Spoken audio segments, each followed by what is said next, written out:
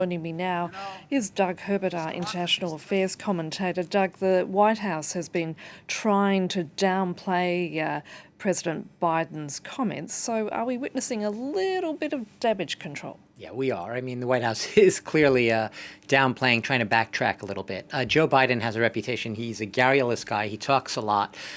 He sometimes might say too much as opposed to too little. And now that he's president, a little statement like that can have, a full news cycle of us sitting there talking about the significance of these comments. So look, what did he say? Yeah, he said that the U.S. would be ready to defend, to step in and literally militarily intervene in Taiwan's defense if China were to attack. And that is at odds, a total contradiction of what the official U.S. policy has been, really since the U.S. recognized China back in 1979. And what has that been? It's been called strategic ambiguity, which means just that, Annette. It says everything and nothing, and it's meant to sort of keep both sides relatively happy.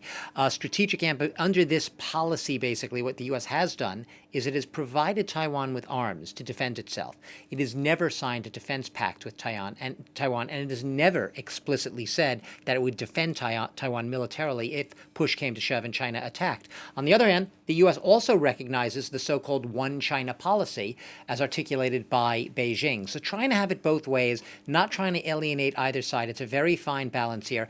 And look, Joe Biden, he was in a televised, nationally televised town hall meeting, millions watching, and he was questioned by a journalist. And my sense is that a big policy sort of slipped off his tongue. But officially, you're right. The White House is saying today there is no change in U.S. policy. Strategic ambiguity remains the policy. So he was speaking off the cuff, but at the end of the day, did he mean what he said?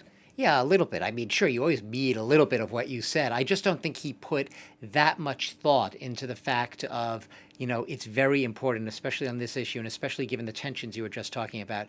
Anything that the president says is going to blow up into mega headlines either way. I think that, sure, he was perhaps trying to take a deliberately tough tone, cognizant of the fact that we have seen some very aggressive, assertive Chinese action in the Taiwan Strait area recently, including the planes you mentioned flying into what's called the Air Defense Identification Zone. Not the actual airspace, but a zone that is a defense zone.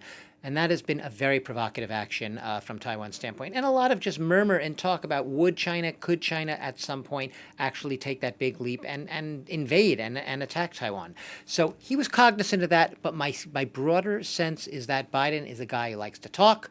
It slipped off his tongue. He probably didn't realize what he had said, even right after he said it. But all the White House aides standing there watching him said, oh boy, we have to do some big damage control right now. And Beijing is not too impressed, is it? No. This is a flagrant, for Beijing's standpoint, this is flagrant violation, interference in its internal domestic affairs. Basically, it's saying to the U.S., back off. I will add that, Biden noted, he said, if anyone's going to question the military power of the U.S., Russia, China, and the rest of the world, he said, no, that the U.S. has by far the mightiest military in the world. So there was a belligerent tone there.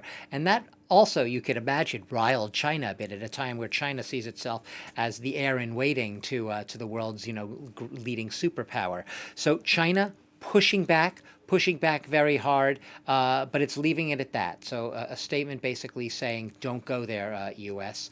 And I think also the Chinese realize what I said before, that the White House would sort of reword what Biden said, and that the policy Beijing knows hasn't really changed. Doug, thank you so much for that.